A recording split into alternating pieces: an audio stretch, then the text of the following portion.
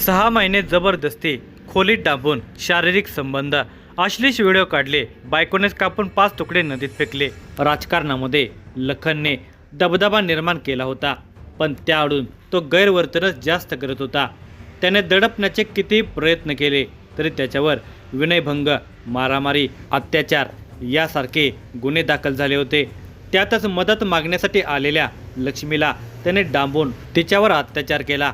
तिचे आंघोळ करतानाचे फोटो काढले, शरीर संबंध करताना व्हिडिओ बनवले। ते फोटो आणि व्हिडिओ व्हायरल करण्याची धमकी देत तो तिच्यावर अत्याचार करू लागला। तेव्हा तिचे काही चालले नव्हते, पण तिचा पती तुरुंगातून सुटून आला आणि तिने लखनला सोडले। ती पतीसोबत राहू लागली।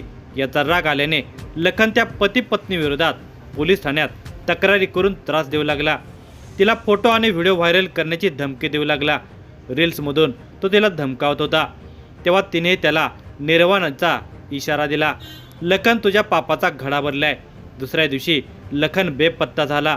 लक्ष्मी, तिचा पती विशाल आणि त्याच्या साथीदारांनी लखनचा खून करून तुकडे करून नदीत फेकून दिल्याची कबुली दिली। मात्र अद्याप ते तुकडे पोलिसांच्या हाती लागलेले नाहीत।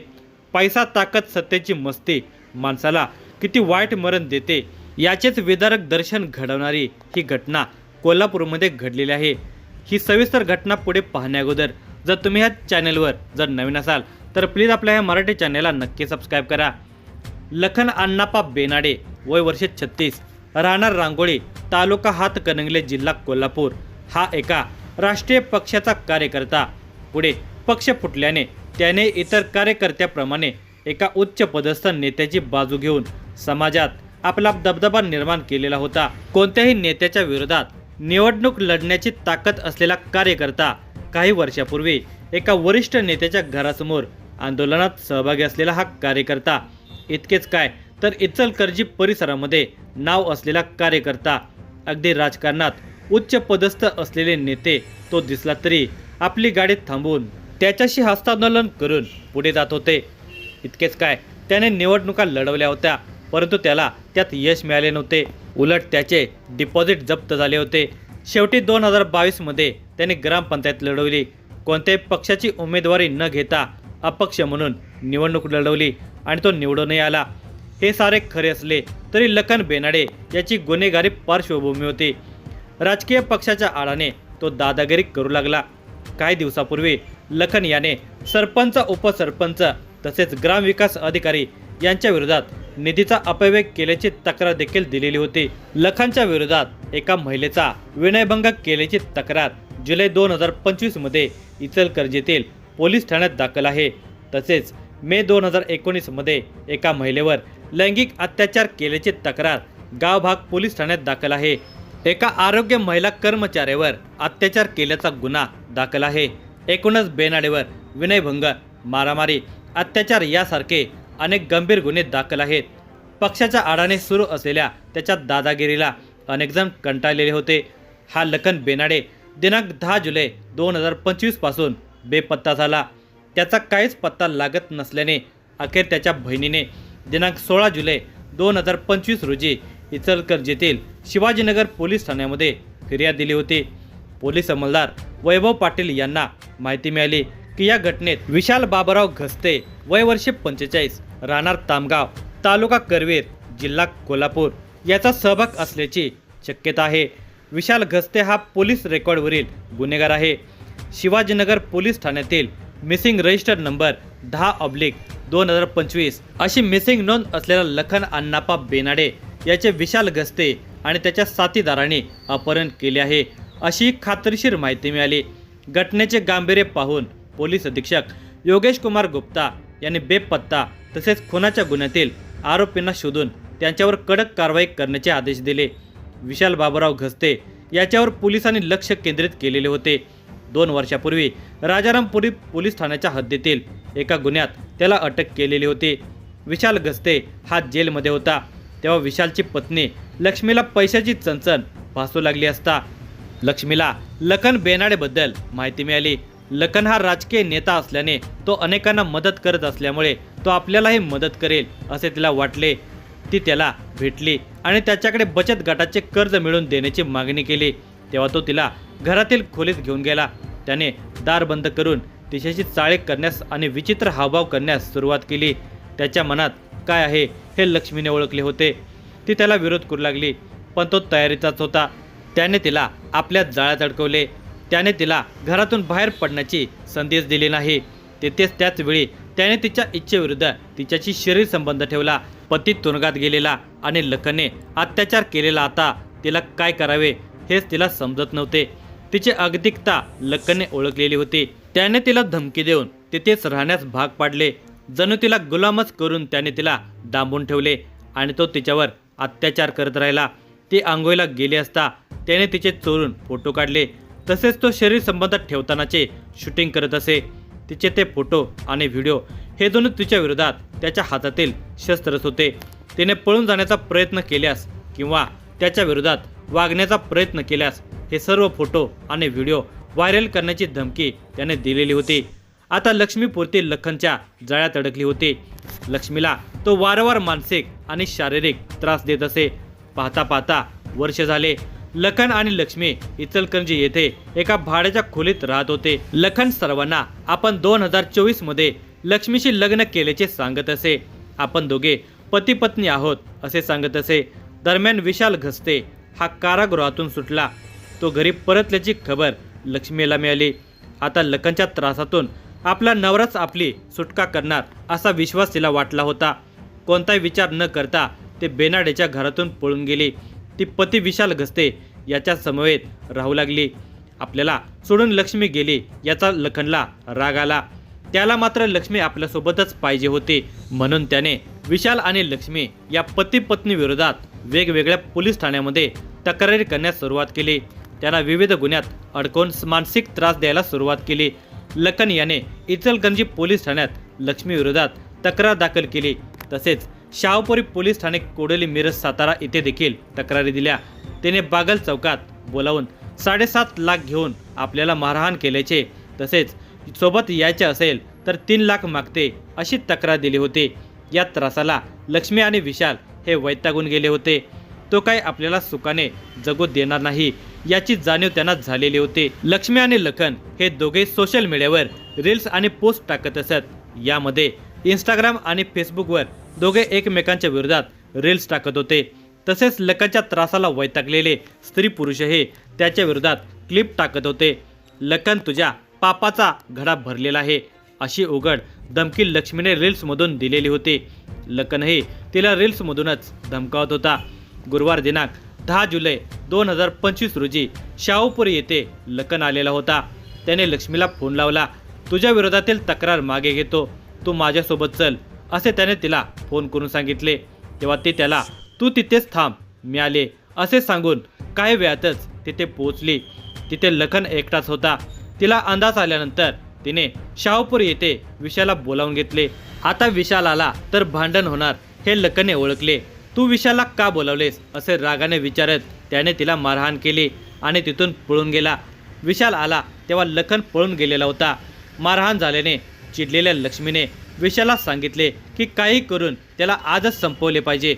तिचे हे बोलणे ऐकून विशाल घसते याने त्याचे साथीदार आकाश उर्फ माया दीपक घसते वय वर्ष 21 राहणार तामगाव तालुका करवीर जिल्हा कोल्हापूर, संस्कार महादेव सावर्डे वय वर्ष 20 राहणार देवाळे तालुका करवीर जिल्हा कोल्हापूर, अजित उदय चुडेकर वय वर्ष 29 राहणार राजकपूर पुतळा जुना वाशीनाका कोल्हापूर यांना बोलावून घेतले. त्यावेळी लखन सायबर चौक येथे होता. ही माहिती विशाल आणि त्याच्या साथीदारांना मिळाली. तसे ते त्याचा तवेरा कारमधून पाठलाग करू लागले. आपला पाठलाग होत आहे हे लखनच्या लक्षात येण्याआधीच विशालसह साथीदाराने त्याला शाहू टोल नाका येथे गाठले. त्याला अडवून जबरदस्तीने कारमध्ये बसवले. आता कार पुणे बंगळूर हायवेवरून कर्नाटक राज्याच्या दिशेने सुसाट वेगात धावू लागली. कारमध्येच लखनला तुफान मारहाण करण्यात आली. लक्ष्मीने दिलेल्या इशाऱ्याप्रमाणे खरोखरच लखनच्या पापाचा घडा भरल्याची जाणीव त्यालाही झालेली होती. पण या निर्दयी टोळक्याच्या हातून त्याची सुटका होणे शक्य नव्हते. ते त्याला घेऊन कर्नाटक राज्याच्या हद्दीत पोहोचले. त्याला संकेश्वर जवळील हिरण्यकेशी नदीच्या आधी एका मोकळ्या जागेत नेले. तिथे त्याच्यावर तलवार एडका चॉपरने सपासप वार करून त्याचा खून केला. त्यानंतर त्याचे हात पाय डोके शरीरापासून वेगळे करून एकूण शरीराचे 5 तुकडे करून वेगवेगळ्या पोत्यात भरले. तसेच सर्व शस्त्रे देखील एका पोत्यात भरून हिरण्यकेशी नदीत फेकून दिली. तिकडे लक्ष्मी जाळ्यात पुन्हा सापडत नाही म्हटल्यावर लखन बेनाडेने शाहूपुरी पोलीस ठाण्यात आपली लक्ष्मी गस्ते हिने फसवणूक केल्याची फिर्याद दिली होती.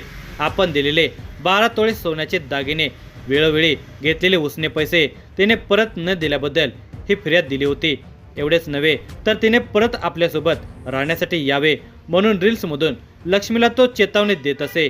लक्ष्मी देखील तिला रील्समधूनच प्रत्युत्तर करत असे. दिनांक 9 जुलै 2025 रोजी लक्ष्मीची शेवटची क्लिप असल्याने मिसिंगचा संशय लक्ष्मी गस्ते हिच्यावर बळावला. ही माहिती गुन्हे अन्वेषणचे पोलीस निरीक्षक रवींद्र कळमकर यांना मिळाल्याने पोलीस उपनिरीक्षक संतोष गळवे यांच्या पथकाला विशाल गस्ते आणि त्याच्या साथीदारांचा शहरात आणि आजूबाजूच्या परिसरामध्ये शोध घेण्यास सांगितले. पोलीस अंमलदार वैभव पाटील यांच्या माहितीनुसार विशाल गस्ते याचा शोध घेत असताना गस्ते हा उजळाईवाडी येथील अर्जंट कार वॉश सेंटरमध्ये आढळला. त्याला तिथून उतरला आणि त्याच्याकडे चौकशी केली असता त्याने सुरुवातीला उडवाउडवीची उत्तरे दिली.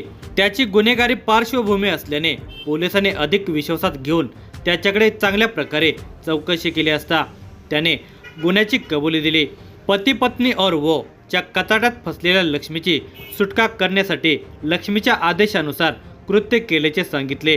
त्याच्या कबुलीनंतर सर्व संशयित आरोपींच्या विरोधात भारतीय न्यायसंहिता कलम 140(1), 103(1), 189(3), 4), 190, 238(6)(12) तसेच महाराष्ट्र पोलीस अधिनियम 37(1) प्रमाणे गुन्हे दाखल केले आहेत.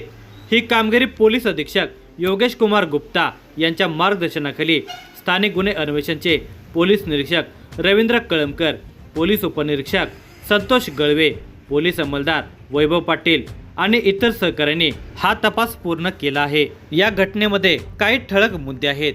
पहिला मुद्दा, गुन्हेगारी पार्श्वभूमी आणि रील्स. या प्रकरणातील दोन्ही बाजू गुन्हेगारी पार्श्वभूमीच्या आहेत.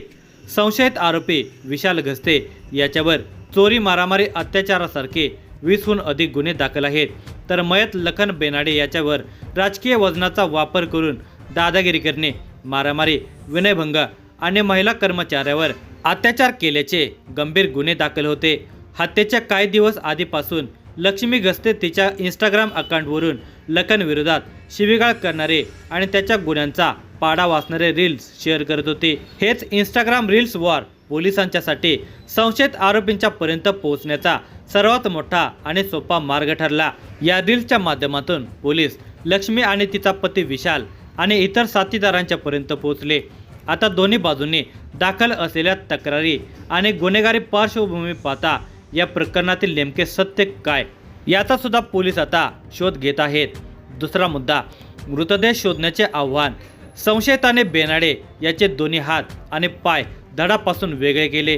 त्याची वेगवेगळ्या ठिकाणी विल्हेवाट लावल्याचे पोलिसांना सांगितले. त्यानुसार पोलिसांच्याकडून शोध सुरू आहे. मात्र पावसामुळे हिरण्यकेशी नदीत पाणी वाढल्याने शोध मोहिमेत अडथळे येत असल्याचे पोलिसांनी सांगितले. दरम्यान संशयितांना सोबत घेऊन पोलिसांनी यमगर्णी येथे मृतदेहाच्या तुकड्यांचा शोध घेण्याचा प्रयत्न केला, पण मृतदेहाचा एकही तुकडा आढळला नाही. त्यामुळे संशयितांच्याकडून पोलिसांची दिशाभूल केली जात असल्याचा संशय व्यक्त होत आहे. हा गुन्हा न्यायालयामध्ये सिद्ध करण्यासाठी मृतदेहाचे तुकडे, बेनाडेची कपडे आणि गुन्ह्यात वापरलेली शस्त्रे सापडणे आवश्यक आहे. यातील शस्त्रे मिळालेली आहेत, मात्र मृतदेहाचा अद्याप शोध लागलेला नाही. एकतर हिरण्यकेशी नदीत पाण्याचा प्रवाह जास्त असल्याने मृतदेह शोधण्यात अडचणी येत आहेत. यातच संशयितांच्याकडून उलटसुलट माहिती मिळत असल्यामुळे मृतदेह शोधण्याचे आव्हान आता निर्माण झालेले आहे. तिसरा मुद्दा, अनेकांची धरपकड. लखन बेनाडे खून प्रकरणात हत्यारे पुरवल्याच्या आरोपाखाली दिनांक 21 रोजी अटक करण्यात आली. बेनाडे खून प्रकरणातील संशयितांना ताब्यात घेऊन चौकशी करण्यात येत आहे. यामध्ये पोलिसांनी संशयितांच्या मोबाईलची तपासणी केली असता त्यांना काही संशयास्पद नावे सापडले आहे. यामध्ये युवराज उर्फ यशवंत अरुण सकपाळ वय वर्षे 20, सिकंदर सुलेमान मुल्ला वय वर्षे 22 आणि आशिष अरुण शिंत्रे वय वर्षे 21 या तरुणांचा सहभाग दिसून आला. ही माहिती मिळाल्यानंतर पोलिसांनी त्यातील दोघांना गडहिंग्लजमधून तर एकाला आजऱ्यातील पेदरेवाडी या गावातून ताब्यात घेतले आहे। त्या तिघांचा या गुन्ह्यात सहभाग होता का याची खात्री करून घेण्यात येत आहे।